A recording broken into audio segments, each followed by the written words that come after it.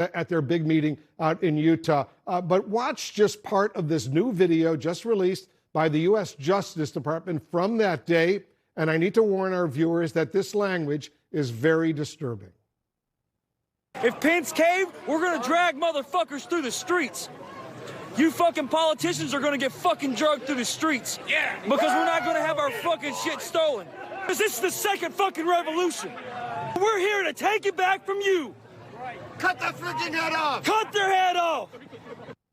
How dangerous is it, Congressman, for the Republican National Committee to whitewash the events of that day and to simply call it legitimate political discourse? Oh, it's extremely dangerous. And it's not even, if there was a word even more intense than dangerous, I would use that. Because when you convince people that the person talking there, obviously pretty upset, probably really believes what he's saying. And you can multiply him by hundreds of thousands or millions of people because their leaders tell them the election was stolen. Look, if the election was legitimately stolen, I'd be pretty ticked off too. That violates everything I swore to defend.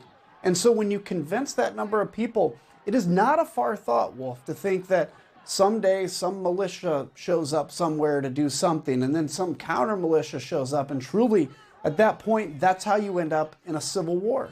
I never would say that we would ever have ended in that position, but I now believe it is a real possibility that we have to be wide-eyed as we walk into so we don't have that happen again. And anybody that thinks that sounds cool, or they get to play dress up because, you know, they somehow think it's going to be fun to go out and camp with their buddies and have a civil war. There are people that really think that. Well, you know, the 4 or 5 heart medicines you're on, Walgreens isn't going to have them available when this place fails. So am I hearing you? And that's how serious this is. Am I hearing you right, Congressman? You fear potentially there could be a civil war here in the United States? I do. And a year ago I would have said no, not a chance. But I have come to realize that when we don't see each other as fellow Americans, when we begin to separate into cultural identities, when we begin to basically give up everything we believe so we can be part of a group, and then when you have leaders that come and abuse that faithfulness of that group to violent ends, as we saw on January 6th, we would be naive to think it's not possible here. And it's not like, you know, the blue and gray North and the South.